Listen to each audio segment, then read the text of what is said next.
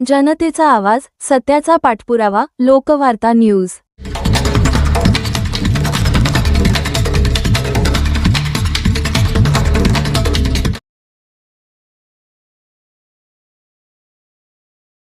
नमस्कार सर, आपलं नाव?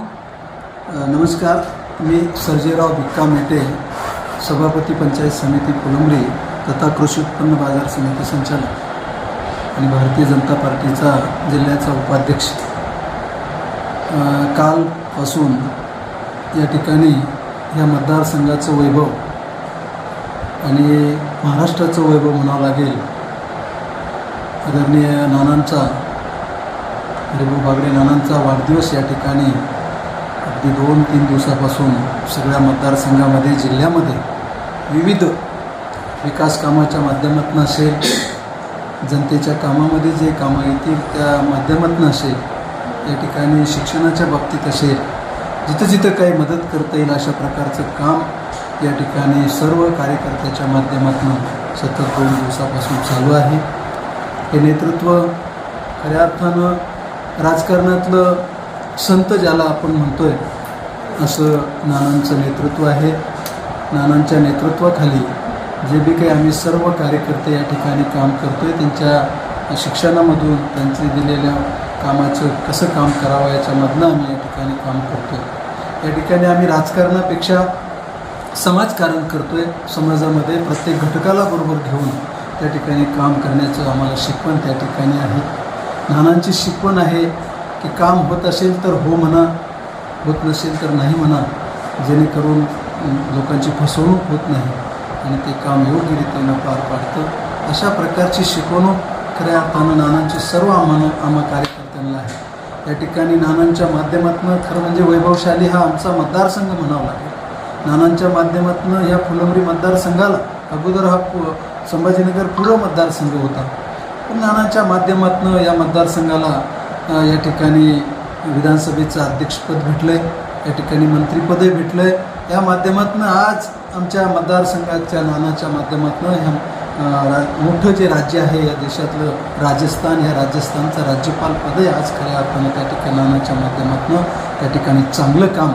विविध क्षेत्रामध्ये त्या ठिकाणी पण चांगलं काम आहे। दररोजच्या बातम्या असतात की नाना आजही त्या ठिकाणी एकही दिवस बसत नाही, सातत्यानं जनतेमध्ये त्या ठिकाणी काम करत असतात आणि अशा वैभवशाली मतदारसंघामध्ये नानांच्या हाताखाली काम करून आम्हाला कामाची खऱ्या अर्थानं शिस्त लागली। जनतेचं काम कसं केलं पाहिजे याचं आदर्श उदाहरण खऱ्या अर्थानं नाना आहेत आणि आजही नाना 50 वर्ष नानाला राजकारणामध्ये झालेत, परंतु 50 वर्षामध्ये सुद्धा राजकारणाचा जनतेचा जो खऱ्या अर्थानं जवळकी आहे, जनतेचं जे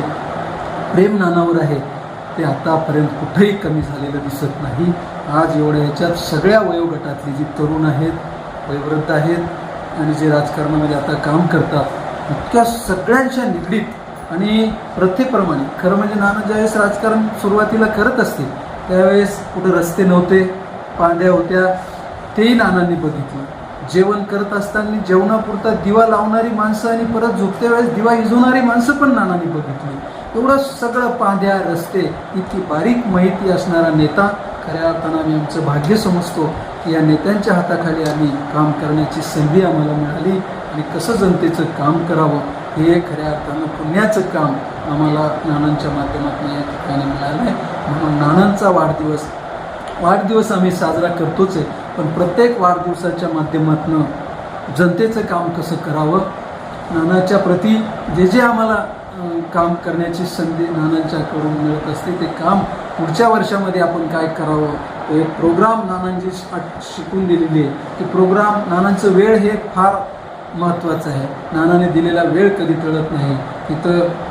किती उशीर पुढं होत असेल त्याला नानांना त्याच्याशी काही घेणं नाही। जो वेळ दिला त्या वेळेचं खऱ्या अर्थानं भान ठेवून त्या ठिकाणी समोर कार्यकर्त्याला काम करावं लागतं। नानाकडे एखादं काम घेऊन जायचं असेल, प्रामुख्यानं जर घेऊन जायचं असेल, 2 दिवस त्याचा अभ्यास करावा लागतो की ते काम योग्य आहे का, ते नीटनेटकं आहे का, ते नियमात बसतं का, ते होण्याच्या दृष्टीनं जर करायचं असेल तरच घेऊन जावं लागतं, अन्यथा न होणारं काम, खोटारडं काम नानाकडे होत नाही। चांगलं आणि सत्य काम, जनतेच्या हिताचं काम त्या ठिकाणी खऱ्या अर्थानं होतं। म्हणून असा आदर्श नेता आम्हाला भेटला। आम्ही सर्व कार्यकर्ते तालुक्यातले आम्ही भाग्यवान आहोत आणि ह्या वाढदिवसाच्या निमित्तानं पुन्हा आम्हाला नवीन ऊर्जा त्या ठिकाणी आज नानांनी जे लेक्चर दिले जे भाषण दिले खऱ्या अर्थाने या नव्या पिढीला आणखी कसं काम करावं लागेल हे खूप आम्हाला ऊर्जा त्या ठिकाणी मिळते आणि आम्हाला नानाचा फोन आणि नानाशी बोलणं आमच्या सगळ्या कार्यकर्त्याला जर का महिन्याभरामध्ये नानांचं बोलणं झालं नाही अस्वस्थ आम्ही होतो आणि म्हणून आजही नाना रात्रीचाही फोन करू द्या आजही राज्यपाल जरी असले तरीसुद्धा ते फोन उचलतात त्याची चौकशी करतात एवढं मोठं वैभवशाली नेतृत्व आम्हाला भेटलं पुत्रतुल्य नेतृत्व भेटलं हे आम्ही भाग्य समजतो आणि आज जो आम्ही वाढदिवस नानांचा साजरा करतो आहे सातत्यानं आता 2-3 दिवस येणाऱ्या काही 2 दिवसही प्रत्येक ठिकाणी चांगली कामं आहेत वाढदिवस म्हणजे आम्ही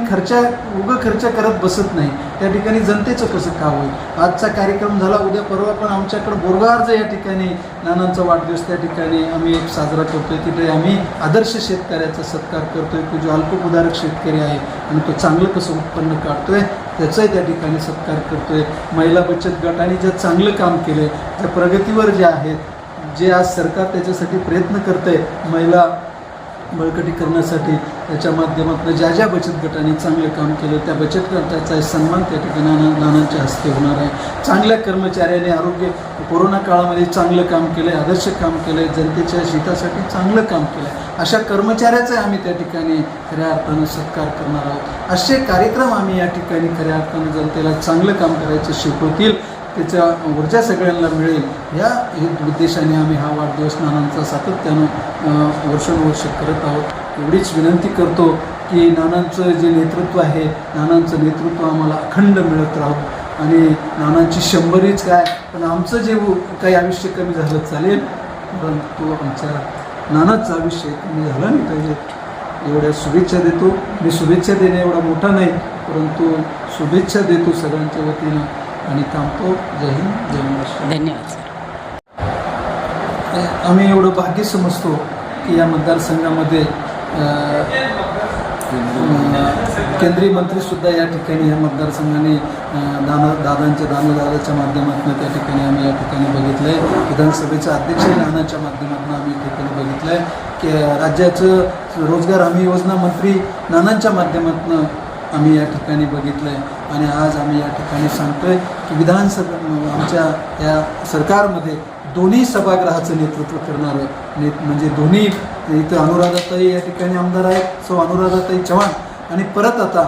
विधान परिषदेवर या ठिकाणी सुहासभाऊ शिरसाट यांची वर्णी या ठिकाणी लागलेली आहे म्हणजे या मतदारसंघामध्ये दोन्ही सभागृहात काम करणारं खऱ्या अर्थानं आमदाराच्या